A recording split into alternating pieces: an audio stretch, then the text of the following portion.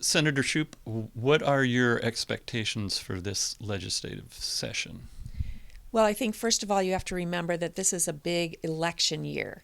So, a lot of, I think, what we are going to see go through both the Senate and the House will be about sort of positioning people for their next runs. We have a lot of people who are running for statewide office.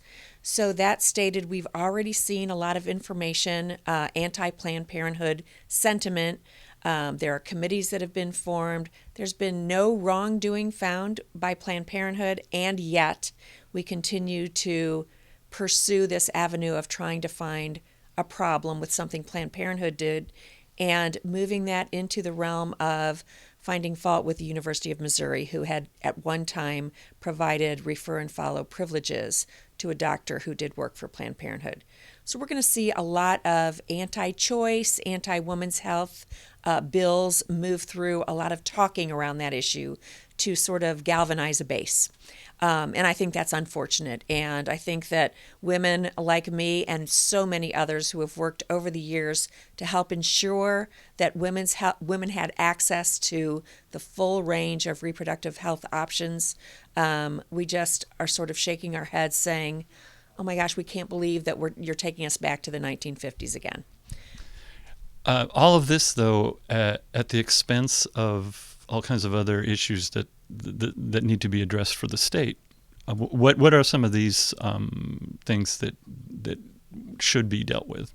Well, again, difficult for a lot of people in an election year, but one of the things that we need to deal with that's not really sexy to people, that doesn't get people up out of their chairs, is the issue of infrastructure and transportation. And, we have roads and bridges that are really in need of repair and things that we need to take care of. Just like most of us don't enjoy spending the money it takes to put a roof on our house, we need to do that to ensure that our houses are safe places, that mold and mildew doesn't form as water pours in. We need to do the same kinds of taking care. We need to do the same thing to take care of our roads and bridges. We don't want there to be a bridge that collapses and people die in the state of Missouri, and we say, gosh, wish we would have spent some money on that, even though it doesn't sound like a fun thing to do. It's an important thing to do. So that is something that I just spoke with someone last night, and I'm hopeful that some legislation around that will move forward so that we can do what we need to. Another big issue for me, and I think it should be for the entire state of Missouri, is the question of education funding. We can talk about early childhood education, which we know provides so many advantages to people in later years in their life, particularly people who live in low-income areas. So we've got early childhood, which is really not funded well in the state of Missouri.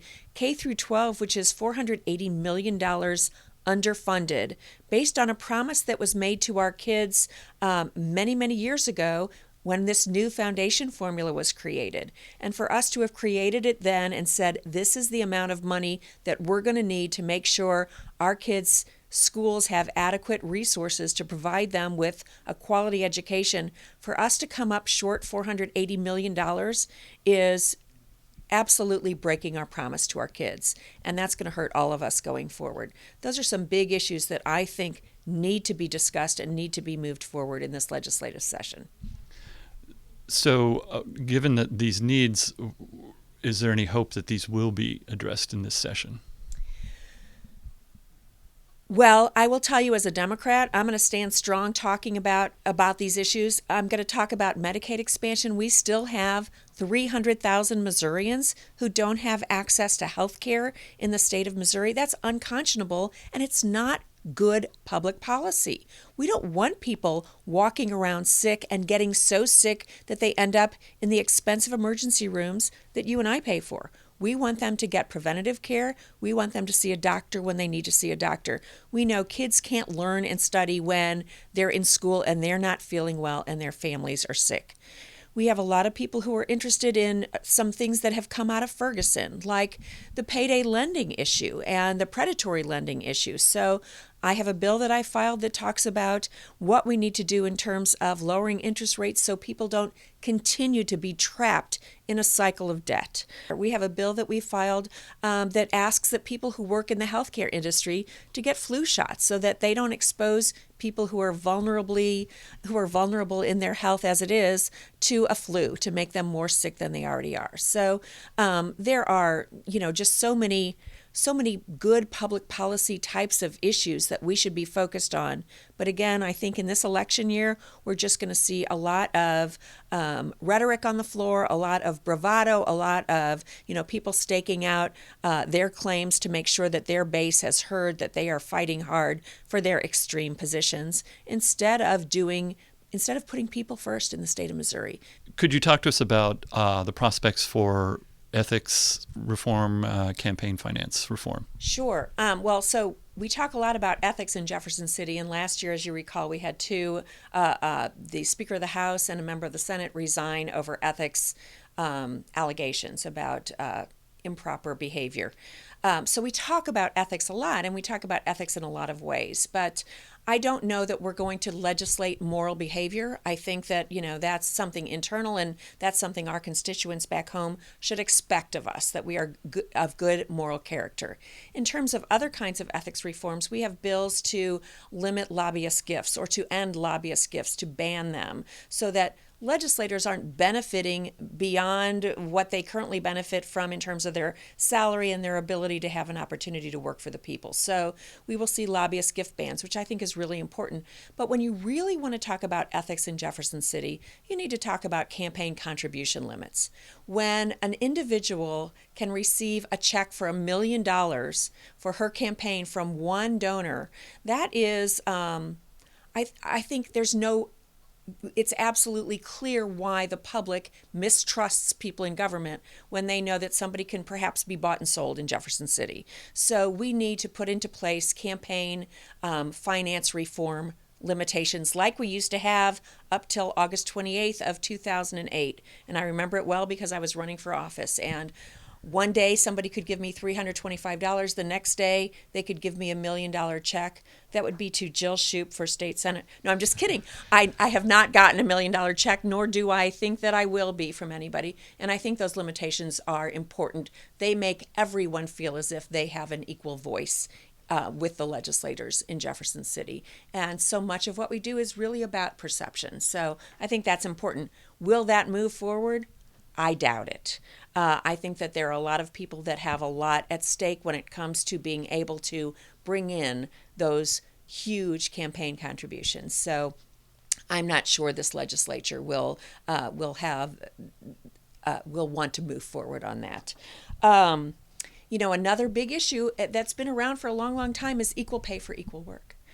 We know that everybody should receive the same pay amount if they have the same experience, if they've been in a job the same time, regardless of whether they're male or female. So that's going to be an important issue for Democrats, I think, again this year.